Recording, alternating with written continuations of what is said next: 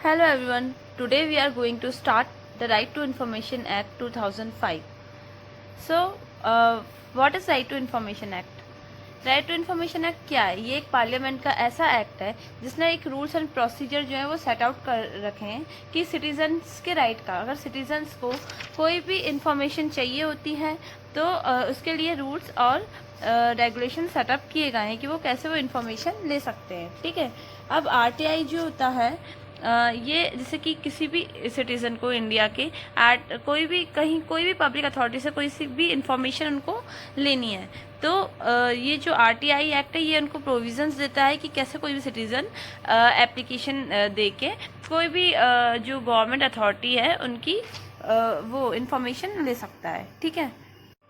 अब ये एक्ट क्यों बनाया गया? क्योंकि अगर अब जैसे करप्शन होता है कहीं पे भी तो उसको रोकने के लिए हमें क्या है, अगर हमें नॉलेज होगी किसी भी चीज़ की तो हम करप्शन रोक पाएंगे कि उस फील्ड में करप्शन हो रहा है। तो अगर हमें कोई भी गवर्नमेंट अथॉरिटी की नॉलेज हो गई, उनकी मतलब जो भी उनमें मैटर चल रहे हैं उनके कारण हमें इन्फॉर्मेशन मिल रही है तो फिर वहाँ पे क्या है, हमें क्या मिलेगा? ट्रांसपेरेंसी मिलेगी। हम इजीली देख सकते हैं क्या क्या चीज़ें कैसे रेगुलेट हो रही हैं, तो इससे क्या है कि करप्शन कम होगा। ठीक है। इसके लिए बहुत सारी अथॉरिटीज़ सेटअप की गई हैं गवर्नमेंट ने, कैसे हम अथॉरिटी से रिक्वेस्ट करके इन्फॉर्मेशन ले सकते हैं।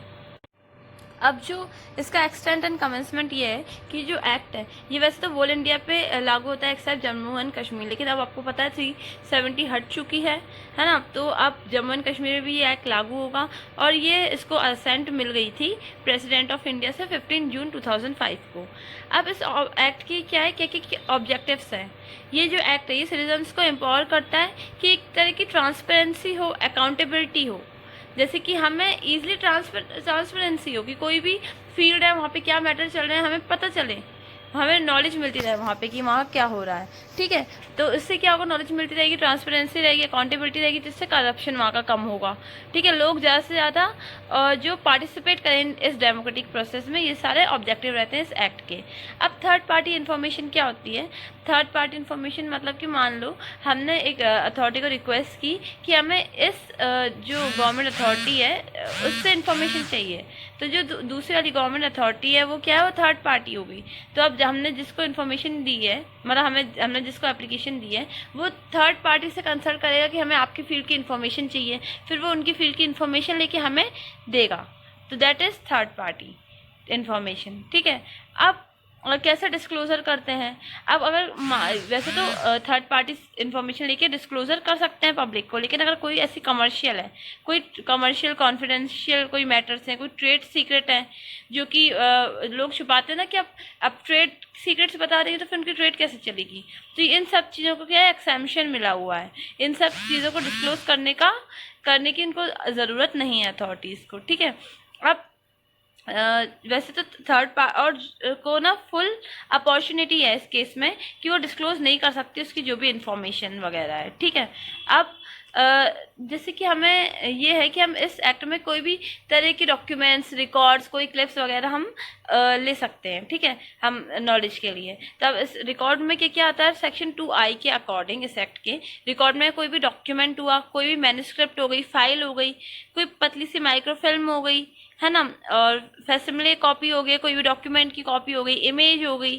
ठीक है। ये सारी जो भी मटेरियलिस्टिक थिंग्स हैं, ठीक है, या कंप्यूटर में जो भी डेटा है, तो ये सारा क्या है? रिकॉर्ड की तरह यूज होता है, मतलब रिकॉर्ड के रूप में हम इन सब चीज़ों को ले सकते हैं। ठीक है। अब वैसे इन सब चीज़ों के लिए गवर्नमेंट ने 2 अथॉरिटीज़ बनाई गई है कि हमें अगर एप्लीकेशन देनी है, अप्लाई करना, तो हम किस अथॉरिटी को दें कि हमें इन्फॉर्मेशन चाहिए, हम कहाँ भेजें अपनी एप्लीकेशन। तो 2 अथॉरिटीज़ हैं, एक सेंट्रल इन्फॉर्मेशन कमीशन है, एक स्टेट इन्फॉर्मेशन कमीशन है। सेंट्रल इन्फॉर्मेशन कमीशन पूरे सेंटर के लिए होती है, वेयर जो स्टेट इन्फॉर्मेशन कमीशन है वो ओनली स्टेट के लिए होती है। ठीक है। इसमें सेंट्रल जो इन्फॉर्मेशन कमीशन है इसमें एक वो होता है, इसका CIC होता है, सेंट्रल इन्फॉर्मेशन कमिश्नर। ठीक है। हेड होता है, उसके अंदर 10 इन्फॉर्मेशन कमिश्नर काम करते हैं। सेम स्टेट में ये रहता है कि वहाँ SPIO होता है, स्टेट पब्लिक इंफॉर्मेशन ऑफिसर। ठीक है। उसके वो एक होता है और उसके अंडर में भी 10 जो भी जितने भी लोग हैं वो सारे काम करते हैं। ठीक है। अब जो सेंट्रल और जो स्टेट है इंफॉर्मेशन कमीशन, ये क्या है? एक इंडिपेंडेंट है, ये एक दूसरे से बिल्कुल भी डिपेंडेंट नहीं है।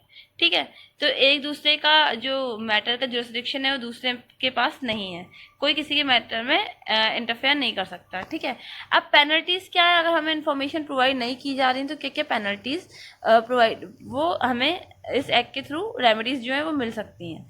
देखो, पहला ये है कि अगर कोई, जैसे हमने अपनी एप्लीकेशन दी उनको कि ना हमें कोई भी इन्फॉर्मेशन चाहिए, तो अब जो ऑफिसर है वो मना कर रहा है कि नहीं, बिना कोई रीजनेबल कारण के मना कर रहा है कि नहीं हम आपको इन्फॉर्मेशन नहीं देंगे, है ना, या डिले कर रहा है या कुछ भी ऐसा नेगलेक्टिंग एक्ट कर रहा है जिससे जो हमें इन्फॉर्मेशन मिलनी है उसमें ऑब्स्ट्रक्शंस आ रही हैं, बाधाएं आ रही हैं, तो उस, और अगर उसके पास कोई रीजनेबल ग्राउंड नहीं है तो उस पब्लिक जो ऑफिसर है उसको पेनल्टी इम्पोज होगी लॉ की तरफ से 50 रुपीज़ की हर डे, 250 रुपीज़ की ईच डे, ठीक है। जितने दिन डिले होगा उतने दिन 250 ऐड होती जाएंगी, ठीक है।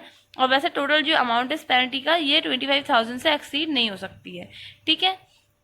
तो ये मैंने आपको बताया पेनल्टीज के बारे में, ठीक है। अब या फिर अगर इनको वैसे रीजनेबल जो अथॉरिटीज़ हैं इनको हियरिंग का मौका दिया जाएगा कि आप बताइए आपने क्यों नहीं इन्फॉर्मेशन दी, ठीक है। तो पूरा इनको मौका दिया जाएगा, अगर कोई भी रीज़न नहीं निकलता है तो डिसिप्लिनरी एक्शन के लिए लिया जाएगा या फिर इन पे फाइन वगैरह ये सब इम्पोज किए जाएंगे, ठीक है।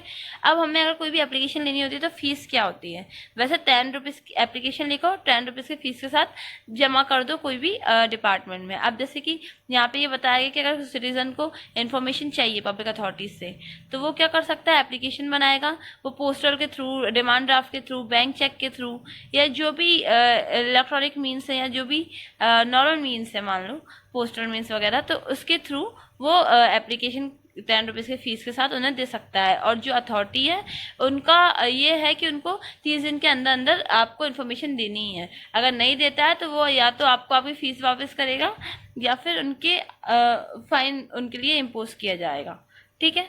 तो ये था फीस का। अब ये जो राइट टू इन्फॉर्मेशन है ये हमारी एक फंडामेंटल राइट है, 19 के अंदर भी आता है ना, आर्टिकल 19 के अंदर। तो हमारे पास एक फंडामेंटल राइट है कि to see the government records कि हो क्या रहा है, करप्शन तो नहीं हो रहा है इस फील्ड में, गवर्नमेंट कैसे हमारे टैक्सेस का किस कहाँ कहाँ लगा रही है, कहाँ का यूज़ कर रही है। तो अगर हमें इन सब की इन्फॉर्मेशन मिल जाए तो बहुत ट्रांसपेरेंसी हो जाती है, करप्शन रिमूव हो जाता है, ठीक है, और सब क्लियरली वर्क करने लगता है, ठीक है। अब मुझे लगता है होप कि आपको ये सब पसंद आया हो, राइट टू इन्फॉर्मेशन एक्ट का वीडियो। अगर आपके पास कोई भी क्वारीज है then you may ask in the comment section or DM me. Thank you.